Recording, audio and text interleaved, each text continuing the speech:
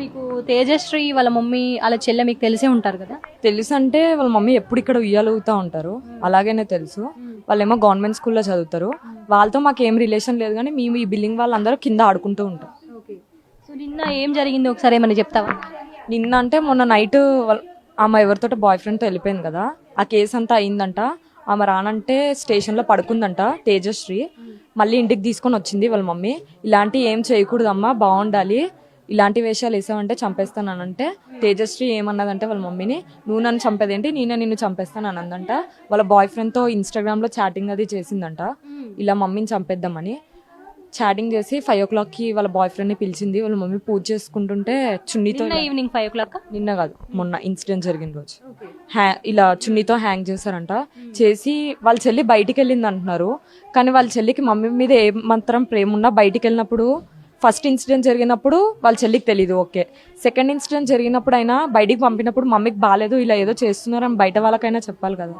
అక్క దగ్గరికి వెళ్ళింది అంటున్నారు, అక్కకైనా చెప్పాలి కదా. తను వాళ్ళ చెల్లికి తెలియదు, వాళ్ళ చెల్లిని బయట కూర్చోపెట్టారు మెట్ల మీద అంటున్నారు.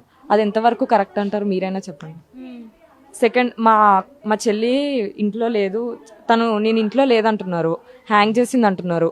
కొంచెం ఊపిరితో ఉంది, నేను మా మమ్మీని అడిగాను ఏమన్నా తాగావా అది ఇది అని ఆమెనే చెప్తుంది. ఆ చిన్న పాప మమ్మీకి అన్కాన్షియస్లో ఉంది, ఇలా కదులుతుందంటే నేను మమ్మీని అడిగాను, ఏమైంది మమ్మీ, ఏమన్నా తాగావా, ఏమన్నా అయ్యిందా అని అడిగాను అనేసి అని వాళ్ళ అక్క బయటికి వెళ్ళమని చెప్పింది. ఆ బయటికి వెళ్ళినప్పుడైనా మమ్మీకి ఇలా బాగాలేదు, ఎవరైనా రండి మా మమ్మీని చూడండి అని ఆపోజిట్ లో మేమున్నాం, పక్కింట్లో వాళ్ళు ఉన్నారు. వాళ్ళ అక్క చెప్పిందంట కదా, నువ్వు ఇక్కడ ఎవరిని పిలవకు, డైరెక్ట్ పెద్దమ్మ దగ్గరికి వెళ్ళు, పెద్దమ్మ దగ్గరికి వెళ్ళి పెద్దమ్మని తీసుకురా అని చెప్పిందంట కదా వాళ్ళ అక్క. పెద్దమ్మని తీసుకొని రమ్మనిలేదు, తెలిసిన అక్క వాళ్ళ ఇంటికి వెళ్ళమందంట.